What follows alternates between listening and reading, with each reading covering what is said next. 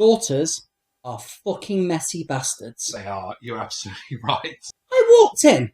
I'm not joking. On her lamp, pants.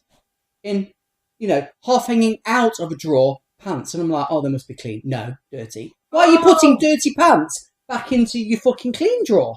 Oh, no. So, I like flat pack. Fuck off out my way. I'm proper fucking organised though.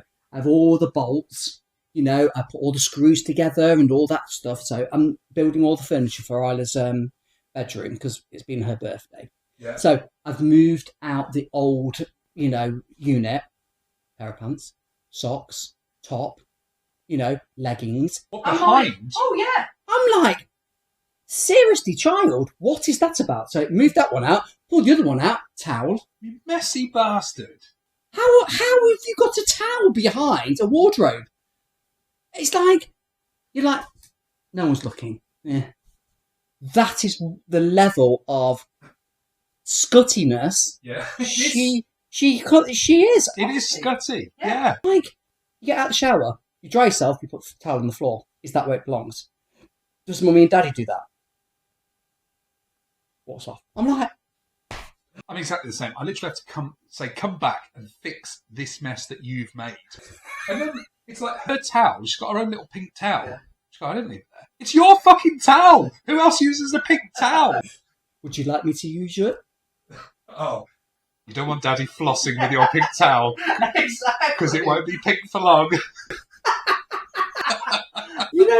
That is, I think I might have to go down that road, mate, because she's just scutty. And I don't know, viewers, do your children do exactly the same? Is it a daughter's thing?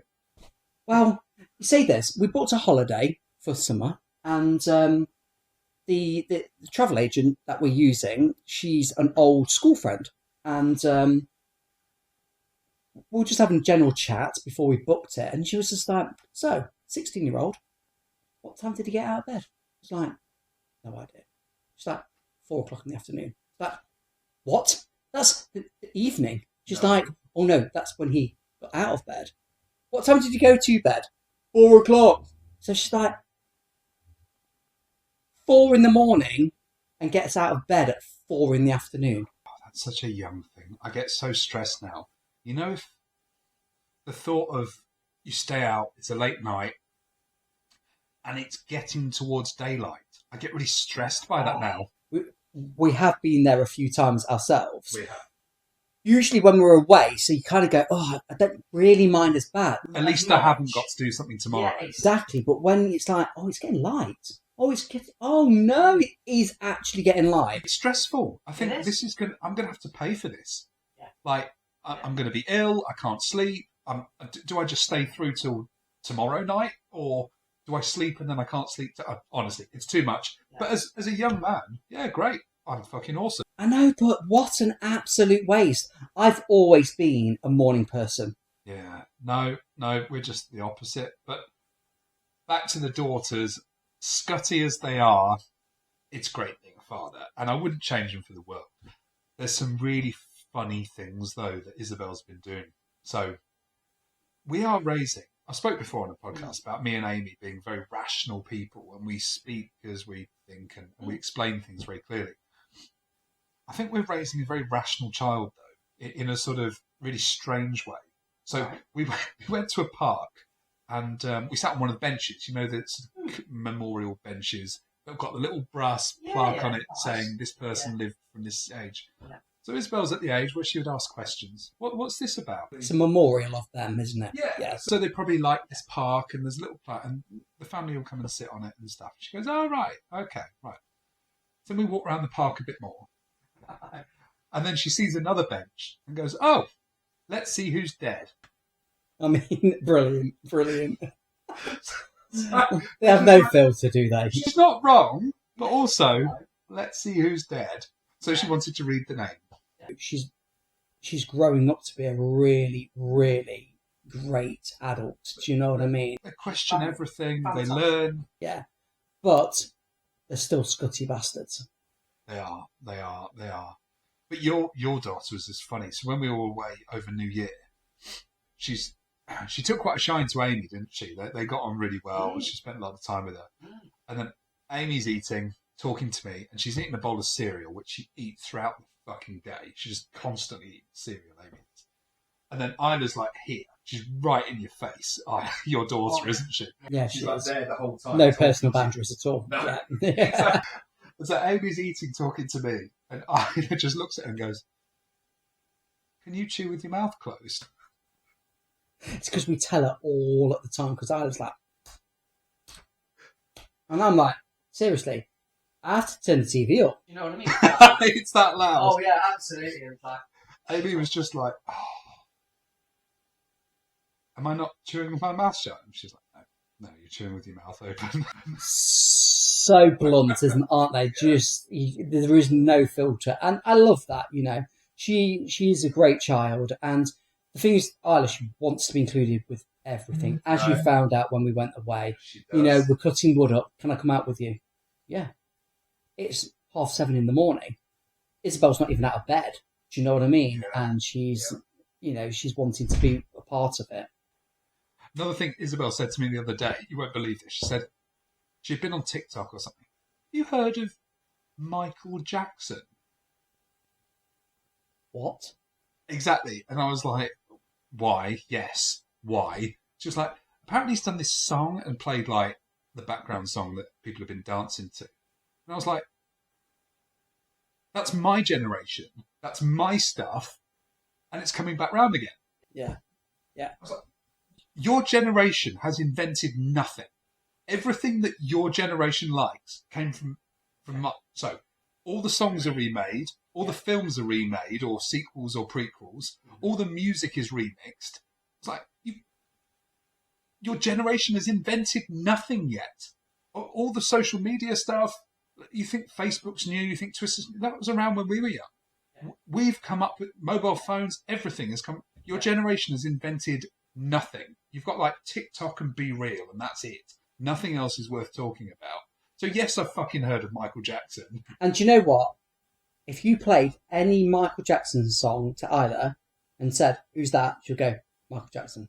Absolutely. Because we sit down, we watch Moonwalker, absolutely loves Moonwalker, and she's singing the song, she's dancing along. Oh, brilliant. Like, that is amazing because, you know, when we were younger, you know, our dream was always to go to a live concert, but the prick died before, didn't he? Died in 2000. Very, very, very selfish of him. Very selfish. So, yes, I've fucking heard of him. He died in 2009, 6 years before you were born. Yes. No, absolutely. I'm with you on that one.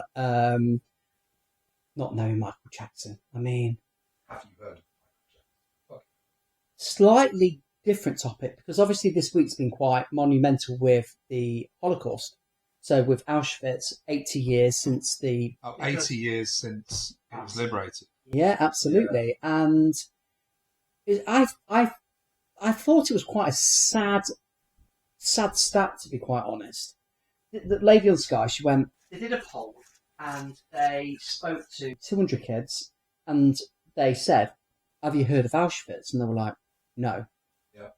And 90% of them, 90, didn't even know about World War II. Wow, okay. And I'm like, 6 million Jews died. Yeah. At least. That's what we know about. Registered Jews, yeah. Yeah. 6 million, plus all the soldiers and all the other poor people that died during the World War. It just amazed me. Yeah. And, you know, the stories, I know you've been to Auschwitz, and I'd love to go. I really would like to go, because everyone said it's very eerie. Yeah, so I went to Auschwitz and Birkenau, and actually I went in 2020 in a brief period where you could travel during all that COVID stuff. Mm. And because there weren't many people there, it made it a better experience. So Auschwitz is sort of the bit where a lot of the museum stuff is now, and where those gates where it says "work will set you free." Set you free. Yeah.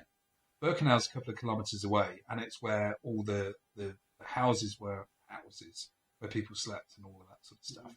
And it's the one with the train tracks that go through the middle of the gate and right down the middle.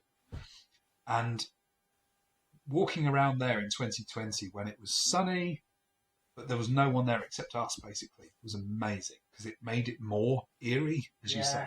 Yeah. And the guides that take you around there, actually, their main message is go back and talk about it because we need to make sure this never happens again. Yes. So the fact that 90% of school kids don't know about it. That message is gone, hasn't it? You need to talk about it. You need to talk about it. Yeah. I just felt that was really sad that we're 80 years on and I think there was 50 survivors at this memorial at Auschwitz because obviously the Prime Minister was there, the King was there and all of that. It was a full event and it was where the train tracks run through the gates and then you've got the building and they had the big tent over that and they remembered. And I'm like, the atrocities that went on there. It's a hard day. Yeah. I was there with two friends, and because we were off hiking in the mountains, but we said we're here, we're in Poland, we've got to go and see this. And it's a hard day. There's points where you look at each other like, "Fuck me, this is heavy." So you go into some chambers where people were burnt, and there's still the black soot on the ceiling. And then you walk past where the gas chambers were. They demolished them, but you sort of see the hole in the ground. That's where they were, and you think, wow, it's a really hard day, but you've got to go and see it. It's worth seeing. Yeah, no, I definitely do want to do that because Krakow's not too far, is it, from there? So that's the main capital, I'm guessing. Krakow's the nearest airport. That's the best one to fly into. Yeah, and actually, go and see Krakow as a city. It is an absolutely fantastic European city. Yeah. So you've got the modern part with the square, but there's also the old town as well, which was, we didn't get to see that because we were sort of in and out quite quickly. But me and Amy are on about going back there, actually. She wants to go to Auschwitz and Birkenau. I'd like to do that. And we definitely want to spend a few days in Krakow because there are some amazing sites there. It's a fantastic city. Well, obviously, when you're at that point, please give us a bell because Joe and I would definitely be up for that. Yeah, and I, in all fairness, I quite like to take Isla for just this is history. This is history, and you need to, that generation needs to understand that these people were. I can't remember what's the actual term where you're forced to go to war. Conscription. And a lot of the young kids these days would just cry.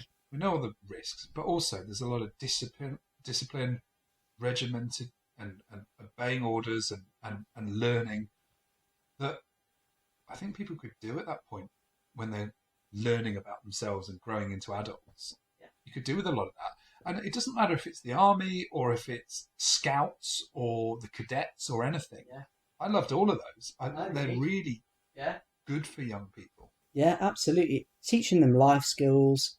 I think Isla was on about going to Brownies.